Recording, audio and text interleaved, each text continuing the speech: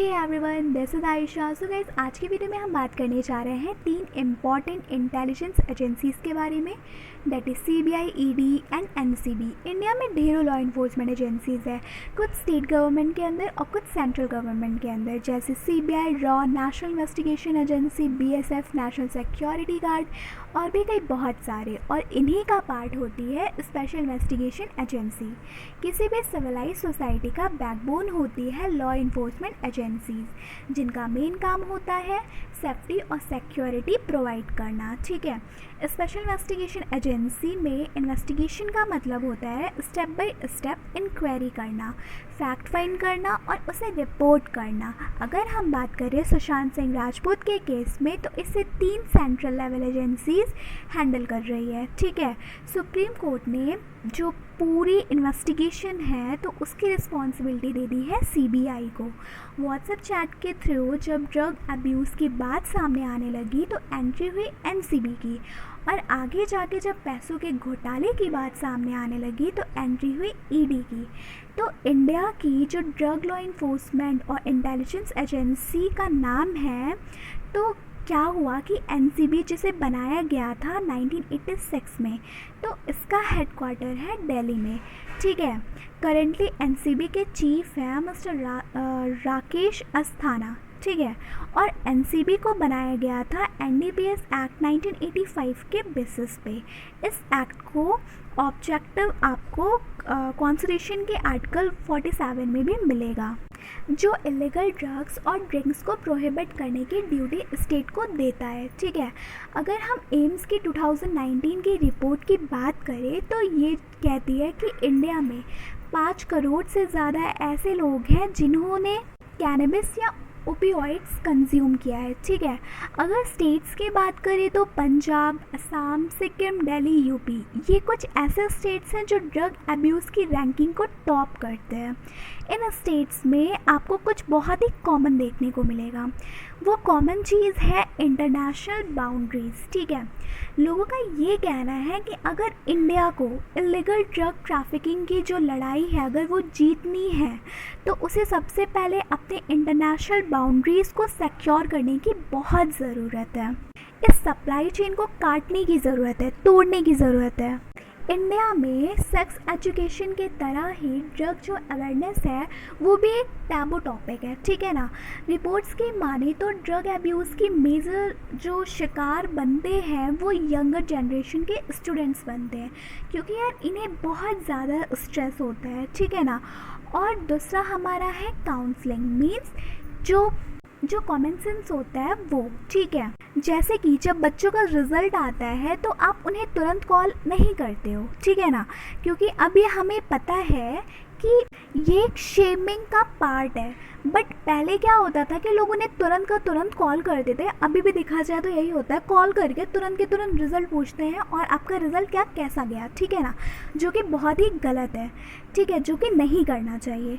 इससे बच्चों का स्ट्रेस बढ़ता है। इंडिया में जो शेमिंग और गिल्टी का प्रेशर है ना, ये ही बहुत बड़ी प्रॉब्लम है। ठीक है, अब चलिए हम बात कर लेते हैं एनसीबी की पावर और उसके फंक्शंस के बारे में।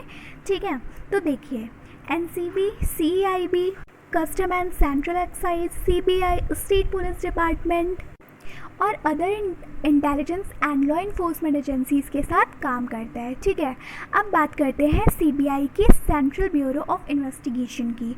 तो सीबीआई में देखिए, तो इंडिया में क्या है ना कि इंडिया में 1941 में सेकेंड वर्ल्ड वॉर के बाद, ठीक है, अराउंड करप्शन के केसेस इन्वेस्टिगेट करने के लिए स्पेशल पुलिस इस्टेब्लिशमेंट बनाई गई। ठीक है, पहले जो सीबीआई है ना वो मिनिस्ट्री ऑफ होम अफेयर्स के अंदर आता था, पर अब वो ministry of personal and training के अंदर आता है।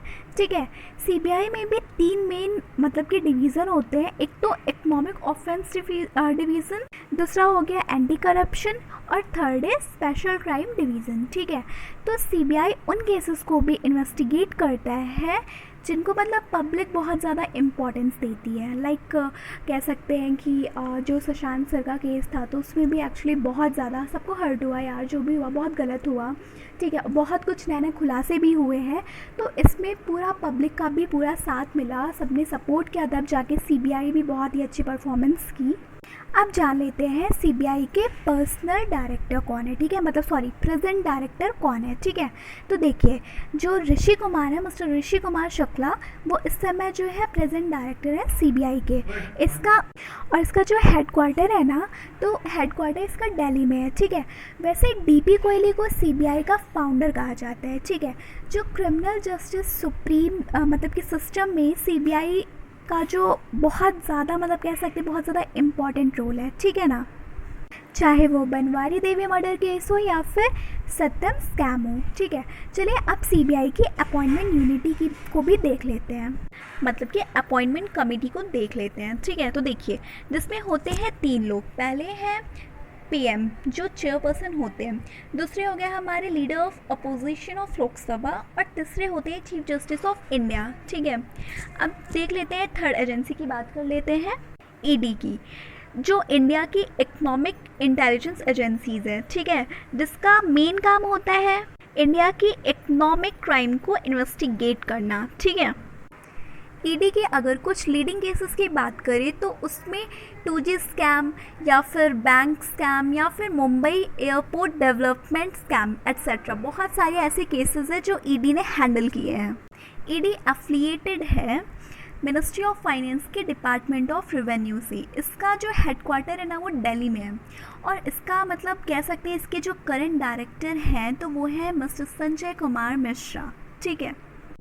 फैमा एक्ट के अंदर ईडी के पास ये पावर है कि जो भी मतलब घपले वाला अमाउंट है, ईडी उसे 3 times amount as penalty impose कर सकता है।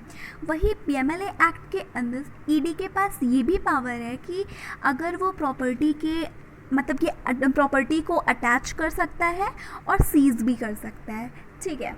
तो देखिए ये मैंने आपको बताया तीनों इंटेलिजेंस एजेंसीज़ के बारे में।